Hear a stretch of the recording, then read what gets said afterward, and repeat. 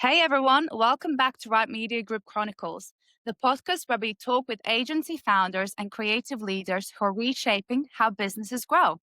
Today's guest is Alex Ricciardelli, founder of Our What's up, Compedia. guys? So, Alex, would you mind to start off with your story, please? I mean, you started your agency in 2020 during the COVID times. Yeah, I got a ton of stories. 2020 when I started, I would say it's not like a traditional story. It's more of like a trying to really figure it out story, which I guess is probably most people. So I was doing landscaping at the time, kind of like just freestyling, and I got laid off from my job, because of the whole like COVID thing, and after that I got a job with one of my friends just doing landscaping. So I was doing that pretty much like every day, like selling like laptops on eBay for like extra money to like pay rent. And then I ended up helping my buddy like just build a website.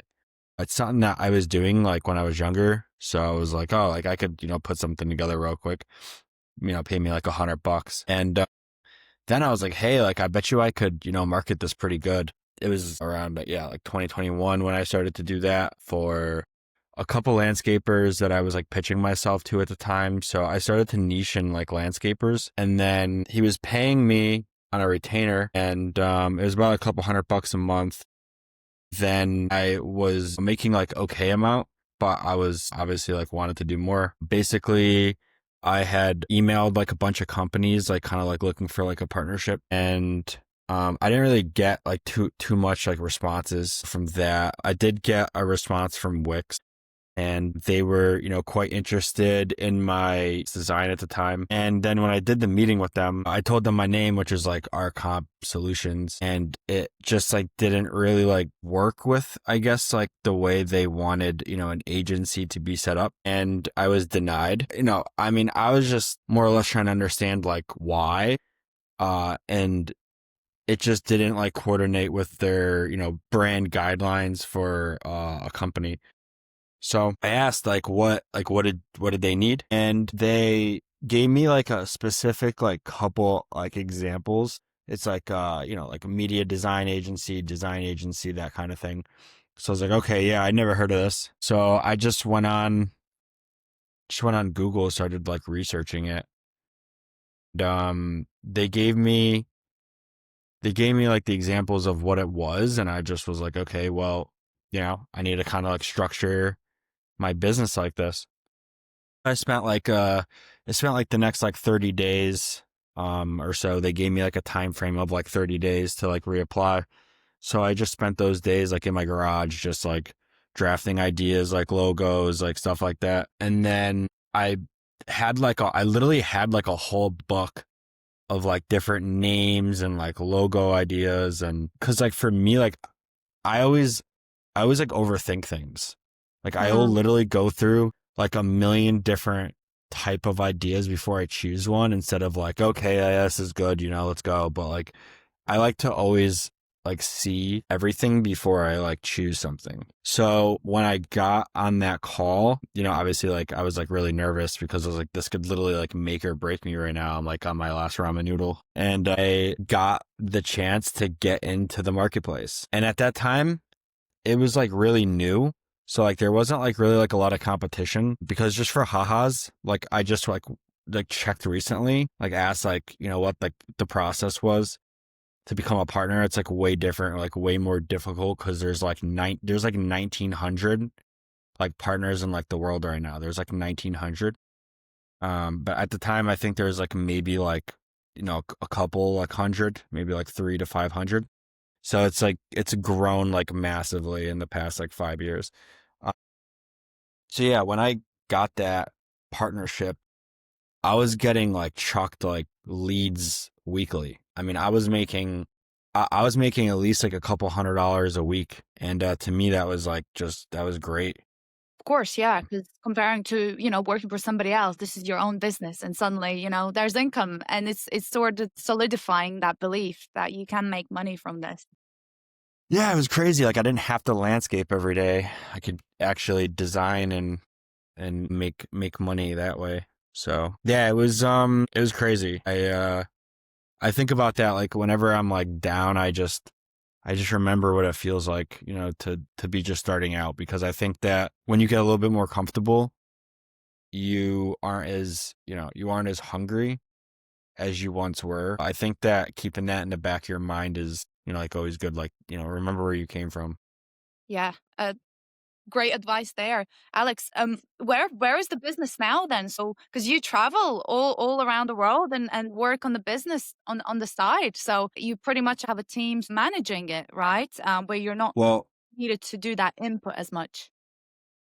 yeah, like my first year, like I spent every day like kind of like just inside, working on SOPs and like strategies. And I spent more time, I think, my first year trying to understand the business and understand that, doing everything yourself it's not the best in terms of like if you're trying to like scale and make, more money quicker.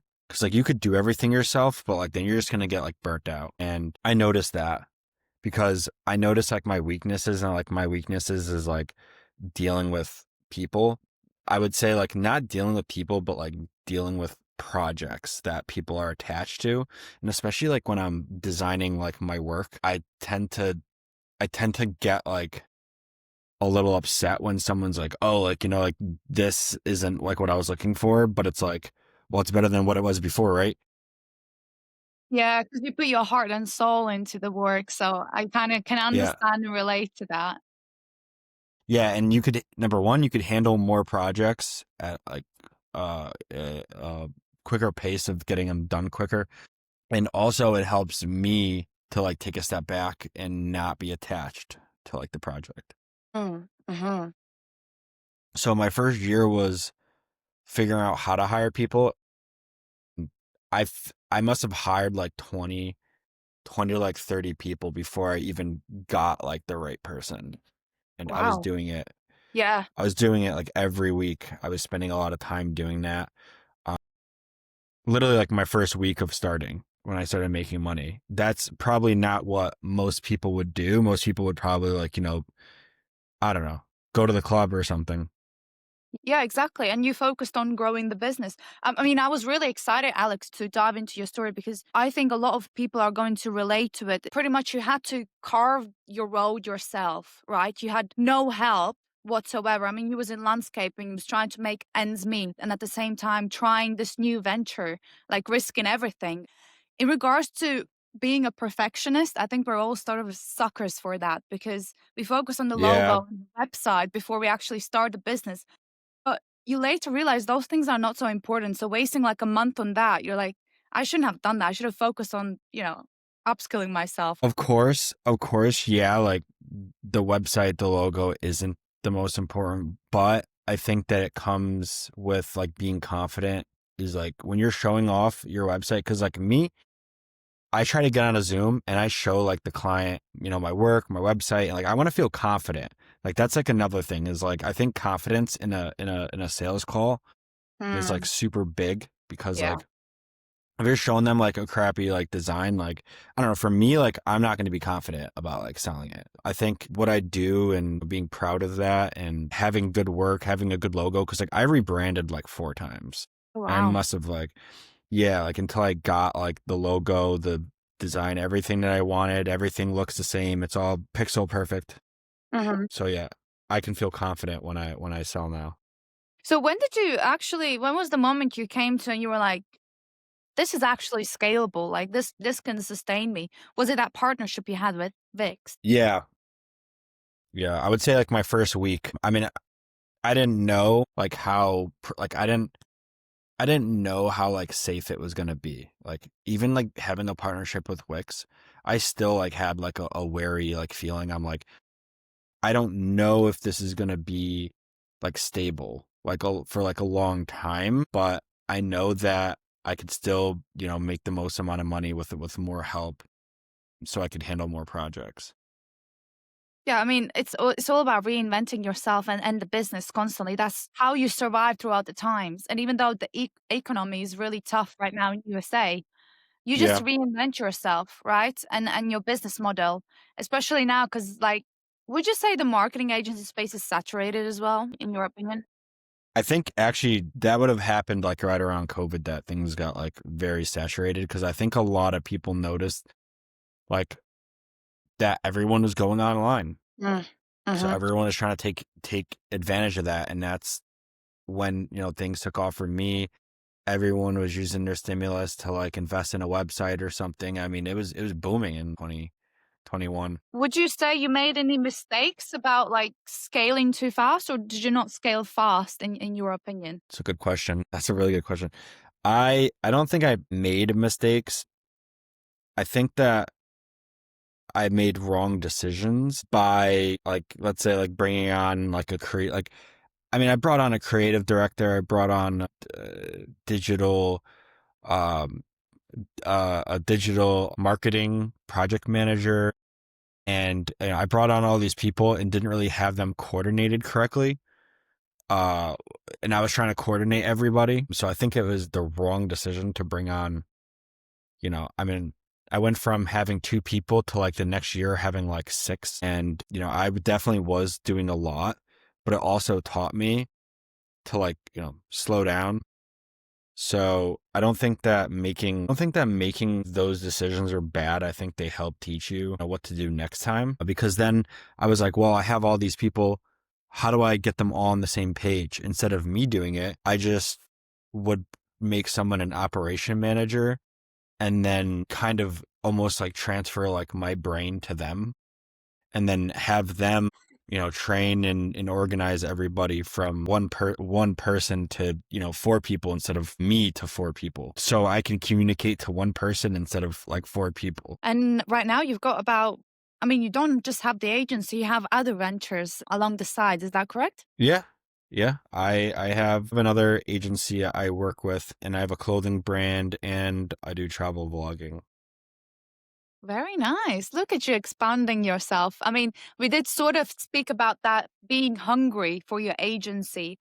And would you say you're still hungry in that aspect, or is you're looking at the next big thing that you can jump into? I think that, I still enjoy like working with the agency, but I'm not as trying to figure out new, like I would say like new processes and things within the company. I kind of have transferred that onto someone else to let them handle like the business building activities. So yeah, like I kind of have a projection of understanding like how much will be made like the next year and, things like that. And like I still do sales, but I'm pretty happy with the way that the agency is at the moment.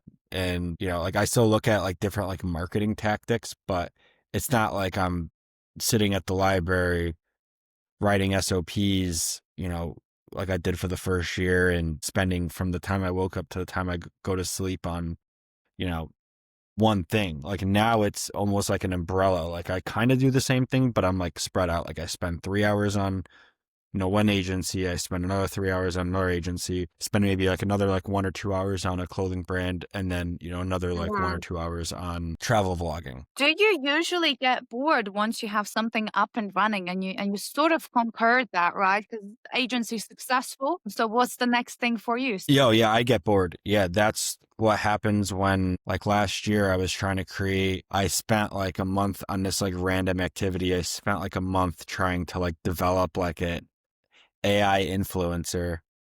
And I spent like a month doing that and like realized that, that's not really what I wanted to do. No. So then I stopped doing that. And then I look at like the next like thing that can kind of be like really profitable, whether it's like investments or literally that's what actually stumbled upon like travel vlogging because I found like a real interest in, going places. I like doing it and then also like telling other people about it. That's kind of what brought me to that venture.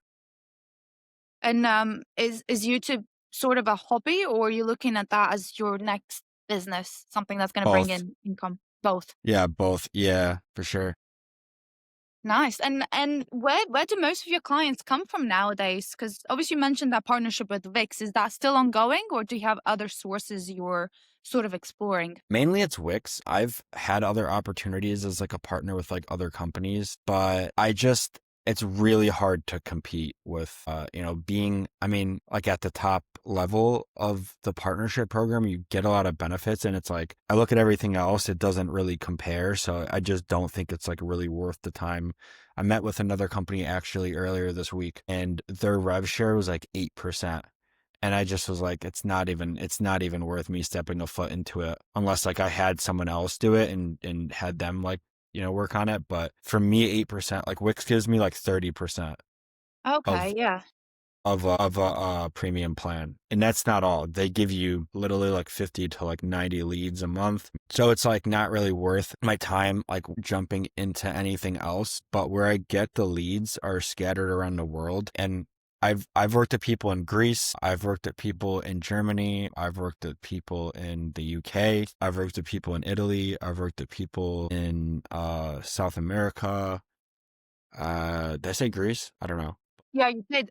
Is that like a partnership to bring in leads, or is that more you work with businesses, so like your clients from all over? Like clients and businesses.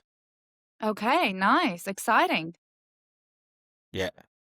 So obviously you get your leads from VIX. So did you have to improve on your sales tactics and your sales process in order to obviously close them leads, or are they already warm? Yeah, you don't really have to like they put the request in themselves through Wix, so like they know. And yeah, I have looked into like improving my sales, but I can't fake it. Like I just go in and I'm like diagnosing a problem. Like that's kind Yeah, of like my method behind it is not really trying to sell, but like to be more concerned and try to help them with their problem. I could try like the other sales tactics, which is like more like aggressive, but it just doesn't feel like me. So like yeah, I just don't do it.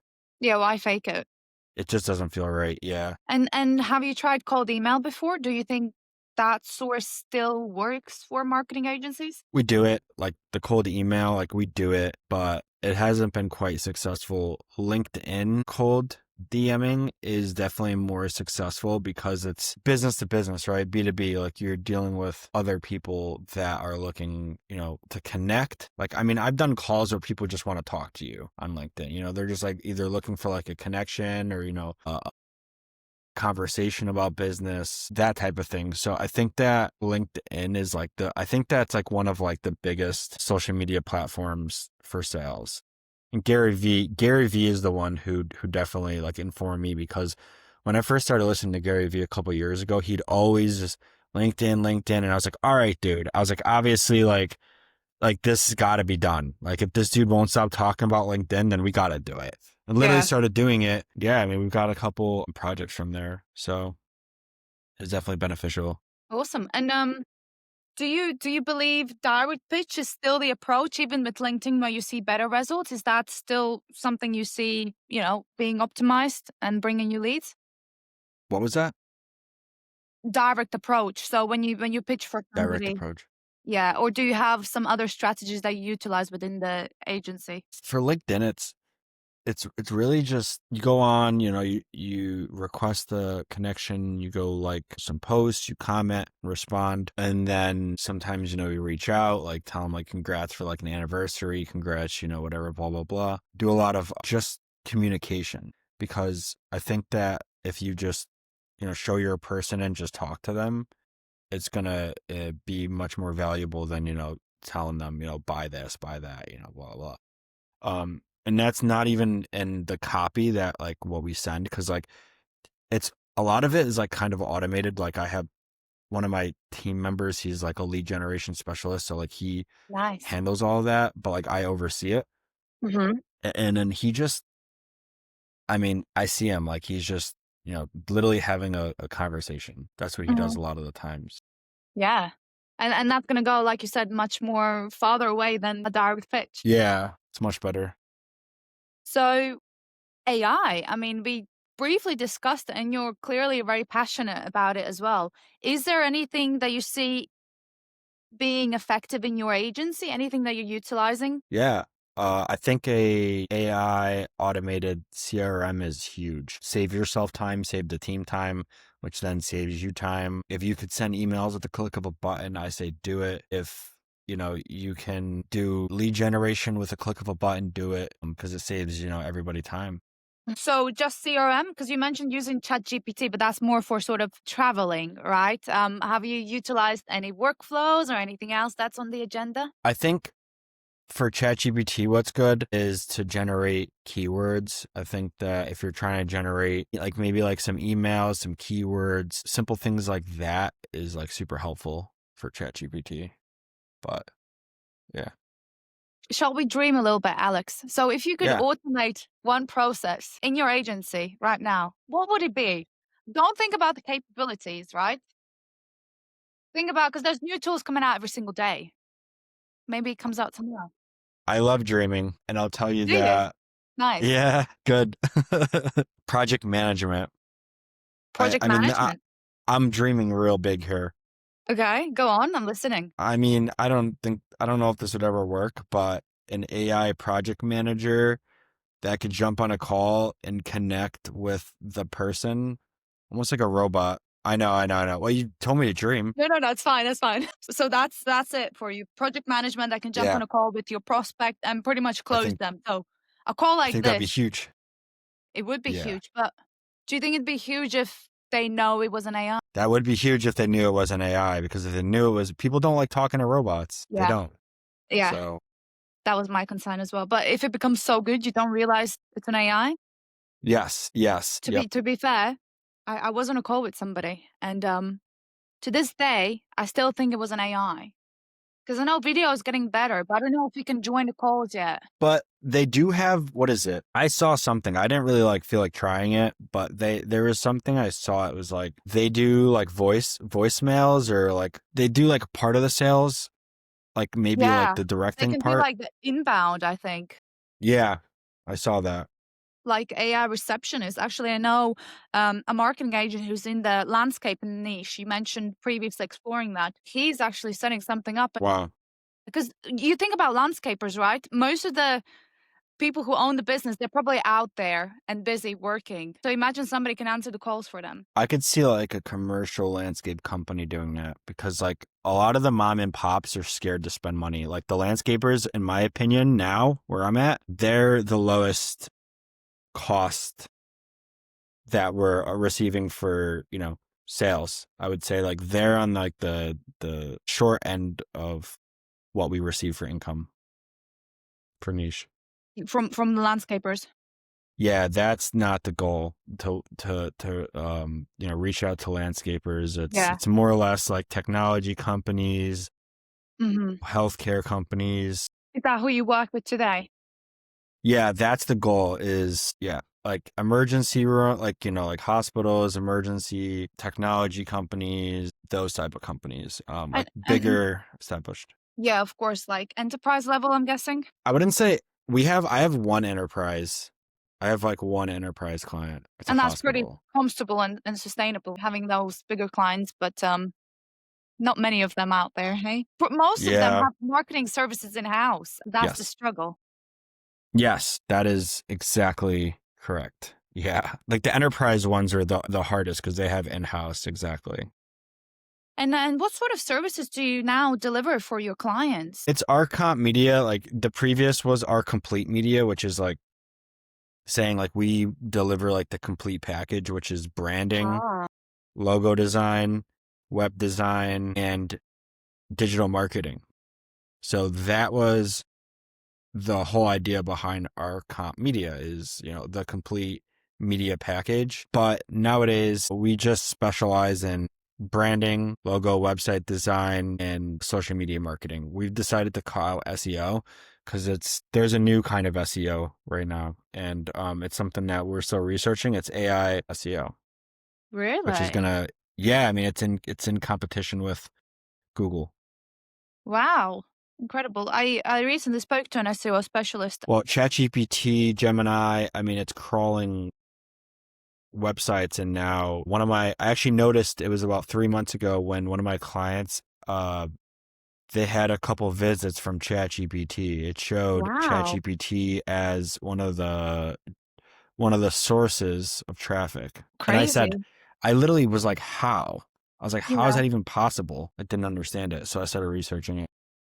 Well, to be fair, it's going to be a crazy world. I mean, I keep speaking about this when ChatGPT or like the AI, they start running ads. How is that going to look? My God. Can you imagine? Well, what are your thoughts? Is it an exciting world or a scary one? I mean, it's got to be exciting because if you're scared, you're just not fit to play. I know like there's like a lot of like people worried right now about like Yeah, for sure. ChatGPT like taking people's jobs and everything, but like if you just adapt, I mean, and you just keep that, head on a swivel, like you'll be all right. Coming back to that dreaming again, where do you want our Compedia to be in 2026 or by the end of 2026? Do you have any growth plans? Anything exciting happening at the agency that you're hoping to achieve next year? I mean, yeah, just typically try to stay within 20 to 30% of a revenue increase. I've decided next year to just stick with the team that we have, maybe look for another person to do sales, but that would be really the last piece of the puzzle is finding someone to do sales. So maybe I'll explore that. I've just upgraded LinkedIn to Sales Navigator. So we're going to be doing a little bit more aggressive LinkedIn outreach. Going to really be pushing for LinkedIn, TikTok, and YouTube. Those are the TikTok. biggest. Yeah, yeah, yeah. What do you mean? How does that work? How does lead generation really work on TikTok? TikTok, I think it's just because of the reach. Like, Yeah, I mean, TikTok, you get more reach than almost any platform. really? Well, by running ads there? No, not even. You don't even have to run ads to get the reach, but you can. Something that I'm exploring is running the ads too, but just organically you get a lot of reach just from TikTok. You're just gonna know how to crack the algorithm.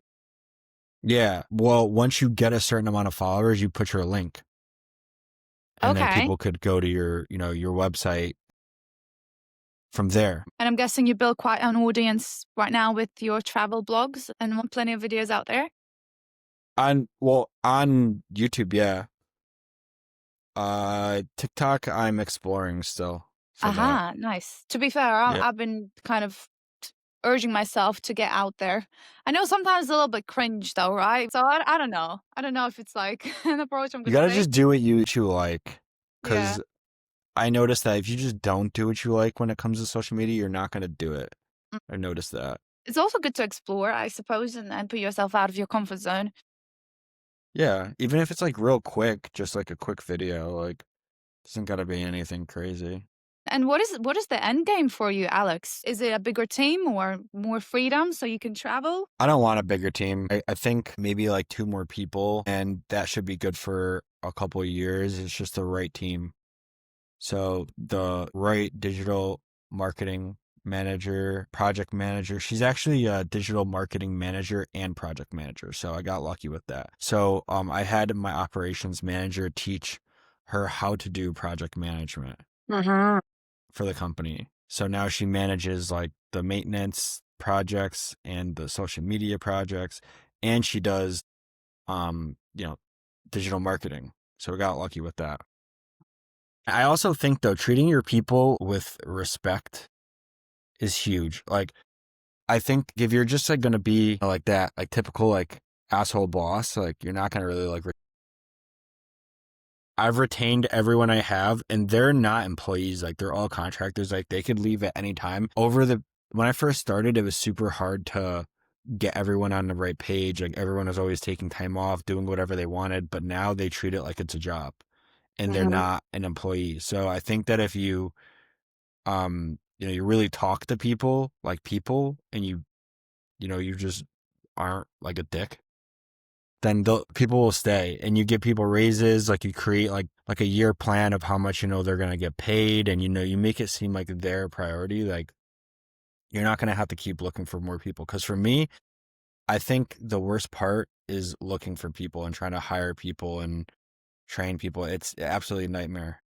Yeah, no, so many agency owners struggle with that, and then if there's a system in place, that they can have everyone's gotta go through them hiring 20 employees, right, to get to that one, and you gotta appreciate that employee end of the day, and sometimes go ahead with the pay rise, just, to keep them happy, right? Because you don't wanna go through all that again, and if they're a value to the company. Give them bonuses. Yeah. make them feel appreciated, and you won't have to like keep spending time on finding new people. And I think bigger companies have a real big turnover rate because they just don't care about people. Yeah. It's just another number. Yeah.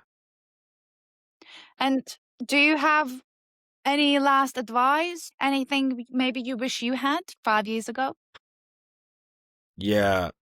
Something I even still struggle with, but I feel like I cared less, but I think that when you get a little bigger, you start to care a little bit, but don't give a shit what anyone thinks. Like if you're posting about like, your business or whatever, like just post, just keep going. Stay consistent?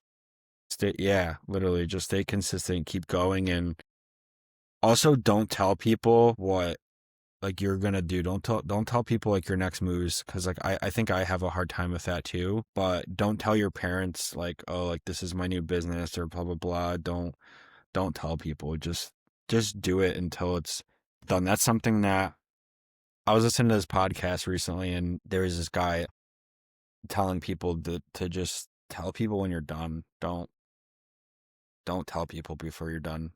It's the same thing with like your dreams, pretty much. Like the more people you tell, you're kind of wasting that energy on telling them rather than doing the work in order to get there. It's yeah, that's exactly actually what he said too, in it. Yeah. Yeah, No, that's it's that's true. great advice. And what about like, sorry, I'm gonna pick your brain. Anyone like a marketing agency who's really trying to, put themselves out there with the outreach and they feel like disheartened because nothing works. Do you have any advice for agency owners like that out there? Try like walking around in circles. Like send like 10 emails. Try I'm not even kidding. Try to like get up and like walk around in like a couple circles. Well, like get away from your desk. Yep. Huh? Just walk around. Go on a walk. Yeah. Get out in nature.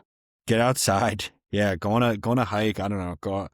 Just do something else for a bit. Get your mind off it and then come back.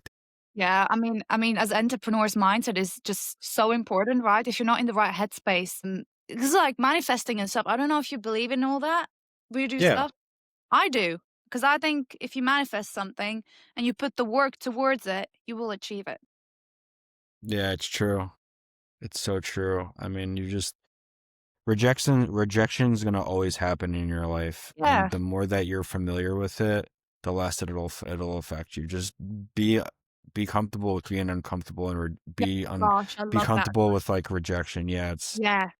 it's honestly it's so true, because no matter what, you're gonna be every day. You'll be rejected at some way, and if it bothers you every time, then you're not gonna get anywhere.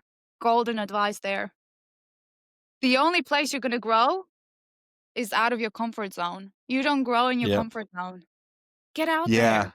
Yeah. No, this has Yeah. been great, Alex. Thank you so much for taking the time to do this podcast and offer some value to the audience out there. No problem. My pleasure. Thanks for If having me. people wanted to connect with you, find what you're doing, your travel blogs, anything like that, where should they look? I mean, what do you want first? I got arcontmedia.com, designverse.space, and then on YouTube, I got Adeli. That's it. I'll make sure if you can send me the links, we'll drop them all below so people can easily find you. Absolutely. Sure will. Awesome. Great. Thank you, Alex. Thank you.